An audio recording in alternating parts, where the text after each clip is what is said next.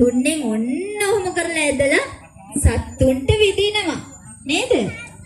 සත්තු මොකද වෙන්නේ? ඒක වැදුනම මැරෙනවා. එතකොට වැදින ඇඳලා මාමලා ඊ මැරුණු සතාව මොකද කරන්නේ?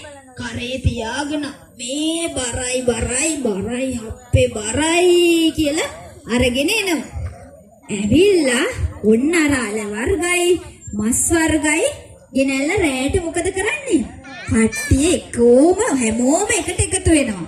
ගිනාපු කෑම ඔක්කොම තියාගන්නවා. තියාගෙන ඒ කාලේ පුතේ ගිනි පෙට්ටි තිබ්බද අපිට ගහන්න ගින්දර පත්තු කරගන්න නෑ. එතකොට මොකද කරන්නේ? ගින්දර පත්තු කරගන්න එපා. එළිය ගන්න ඕනේ, මේවා උයා ගන්න ඕනේ, පුච්ච ගන්න ඕනේ. මොකද කරන්නේ? මාමලා දෙන්නෙක් එකතු වෙලා මුත්තට ගල් දෙකක් තද්දට එකට අතුල්ලනවා.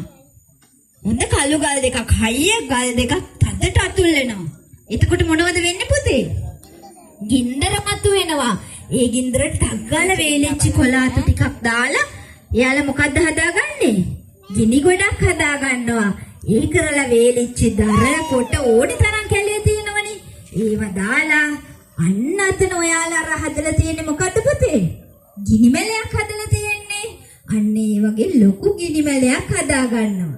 හදාගෙන මොකද කරන්නේ යාලා? අර අන්න හරි කෑම හදනවා ඒකෙන්. මොනවද යාලා ගෙනාපු අල වර්ග? තව මොනවද ගෙනාවේ? ඒ සත්තු බරයි කියලා නාම සත්තු නේද පුතේ? සත්තු මොකද කරන්නේ? අර ගිනි ගොඩට දාලා පුච්ච ගන්නවා. පුච්චලා මොකෝ කරන්නේ? කනවා. කට්ටියම සතුටින් බෙදාගෙන කනවා. නේද? කාලා මොකද කරන්නේ? ගිනි මැලේ වටේට සින්දු කිය මොකද යාලා කරන්නේ? හොඳට බඩ පිරෙන්න කාලා නටනවා. හරිම